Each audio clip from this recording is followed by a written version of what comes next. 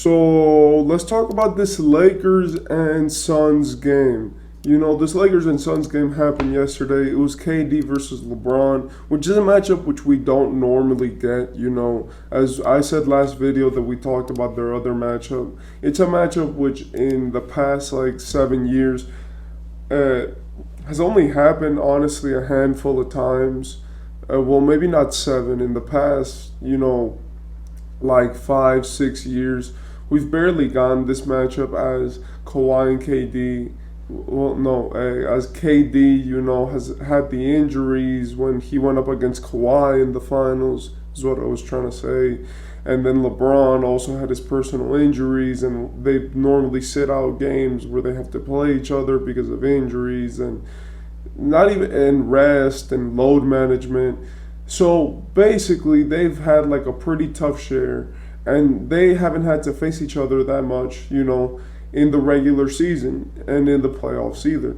So this season, we've already gotten two matchups from them, which is amazing because they're both in the Western Conference. And this season, they added the new load management rules. So superstars have to play, right? What we see here is that LeBron and KD played each other. And in the first quarter, honestly, they both looked pretty strong. The Lakers and the Suns both were attacking, both were making plays. The Lakers got off hot, but then the Suns eventually caught up. And in the second quarter, the Suns just took off like a rocket. The Suns just started smoking the Lakers, and that went on to the third quarter as well. You know, and that's what's scary about that Suns team. They have shooters. Their big men can shoot.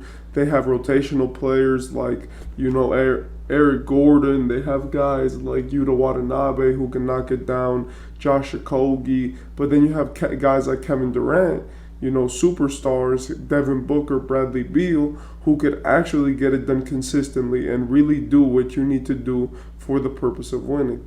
On top of all of this, they have a good system because Frank Vogel is a great coach, and the way that he's coached this team has been conducive to wins, but not today.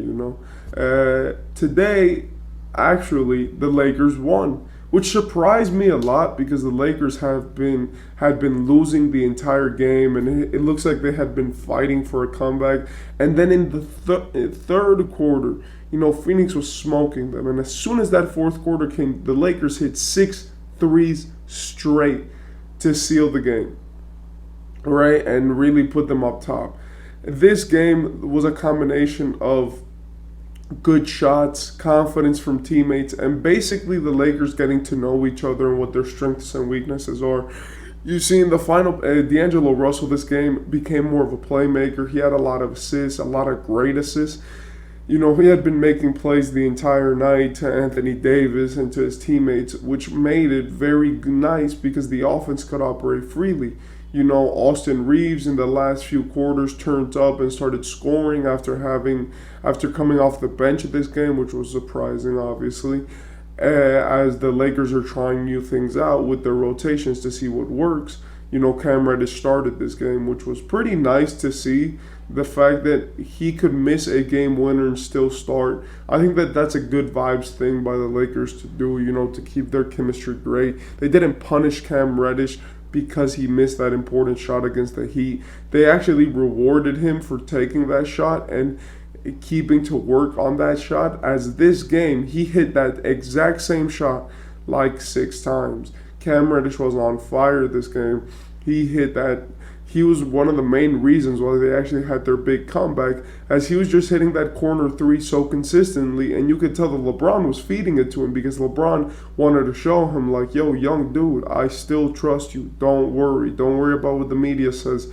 We're a team, and I still got your back. And in my opinion, that was one of the biggest things that I love to see from this Lakers team. They look now not like when they had Russ on the team and they would fight every day and they wouldn't trust each other and they would hold remorse and they would fight each other on the court. This actually, and today, right, this actually looked like they're a team. They trust each other. And even like a guy like Austin Reaves, he started off terribly and then he turned up in this game, being one of the main reasons why they won, having 7 assists too.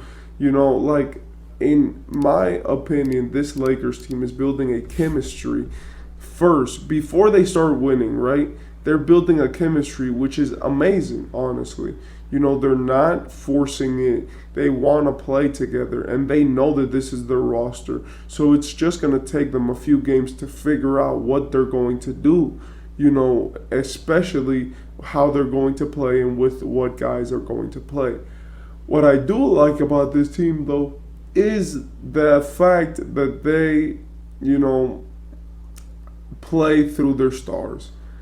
Because when we see Phoenix, we see a team which relies on their stars, but they're a team which is self-made. They're a team which is self-produced, right? Like you leave their guys out there and you just put Kevin Durant to bring in some gravity, and they'll make it make sense. But with the Lakers, one thing that I can tell is that they are star reliant. Their players are good. They're good role players. But if you take out LeBron for one of these games, they're not winning, right? And that's something that I've noticed with this team and the way that they play. They're a team which relies on their depth, relies on their stars, and relies on their big dogs to win. And that's good when it comes to the playoffs, because when it comes to the playoffs, and the game slows down, you need your stars to be there and present. And it's good that you have stars which can consistently come up in the clutch, like LeBron James and Anthony Davis, so that, relying on them is not an actual task. I want to say another thing, which is shout out to KD. He went crazy this game. It felt like he got 16 and ones. Of course, that's a joke, but in the end, I think he had like 38 points, which was crazy. It seemed like he was just hitting everything, like he was just making all of the shots that he took. He seemed phenomenal. His game was smooth. Also, Bradley Beal, Bradley Beal had just had an amazing game. He was cutting through the lane. He was making good shots. He was putting himself in the positions to win, and those two stars played great. The best player in this game was LeBron James, which LeBron James dropped 32 points. He almost dropped the triple double, but it was really what he did in the clutch that stood out. I don't know if you guys watched this Lakers and Suns game, but LeBron in the clutch was hitting threes, was making plays, was getting layups, got an and one. And when the game really mattered the most, LeBron was there to put the Lakers on top the way that they needed to be put on top. He was on the court, he was playing good defense, he was rotating correctly. He had the ball in his hands in the late of the game, pick and roll with Christian Wood, and he got that tough, layup. Then he got a steal on the other end, then he really put the team on his back and allowed for his team to win this game with a variety of passes, clutch shots, and etc. LeBron put up a masterpiece this game. It was just amazing to watch, One thing that I do want to say, though, and that I do want to speak on, is that, the Lakers need to calm down with LeBron. LeBron had a masterpiece, but LeBron's body cannot take all of these minutes.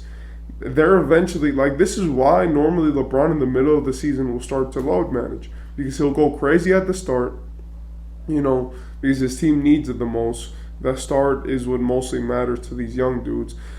And then after that, they'll rest him more. And even though he does get the incentives to be rested, because it was like you have to be 35 years or above, and you have to have this many minutes played, which LeBron exceeds both of those categories. In my opinion, we just have to see the fact that, let's put it how it is. LeBron is old, and if they don't find a way to play him less and get points and score and be good while he's not on the court, then they're going to have a tough time, Anyway, I did want to say that this was a great game. I really liked it. I like the back and forth, and I like how probably there was somebody who turned off their game, in the second quarter and went to watch another one because they were like, this game, the Suns got it in the bag, and then they probably came back and saw the Lakers won it and were surprised, But that's pretty funny, and I'll see you next video, Peace.